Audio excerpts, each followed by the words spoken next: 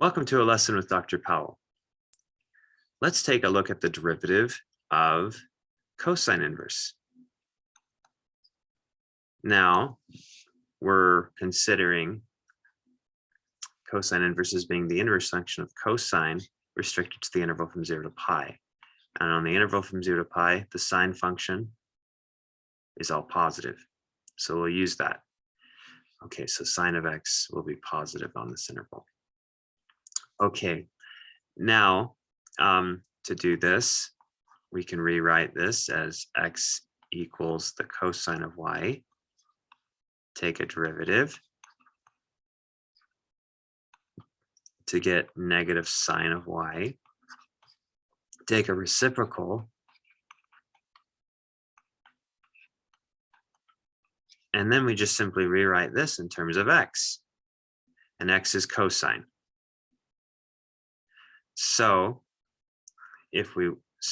what we can do is we say, okay, we have an identity and we know that sine of y is equal to plus or minus the square root of 1 minus cosine squared y, where cosine, remember, is x. So this is really plus or minus the square root of 1 minus x squared. Now, should we choose plus or minus?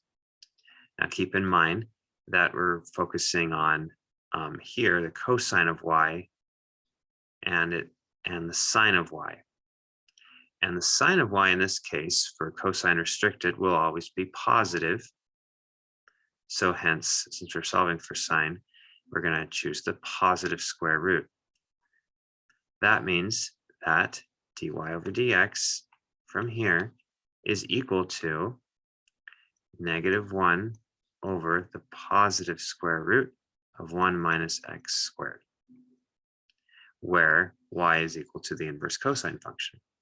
So you notice that the derivative of sine inverse of x is equal to 1 over positive square root of 1 minus x squared.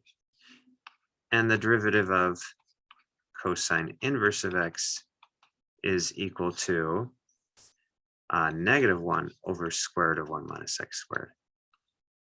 Why might that? Now, why might this be? Well, let's think about this for a minute. All right. So for sine inverse, we're looking at the restriction of sine that looks like this. For cosine inverse, we're looking at a restriction of cosine, which looks like this. Now, if you swap your x's and y's so things become vertical, we're looking at something that looks like, notice in vertical land, if you line these up first next to each other, then consider and turn your head so things were vertical, notice that this looks like the negative of that, or a reflection, which would make one slope negative to the other when you look at it vertically, which would make perfect sense here. Thanks for watching.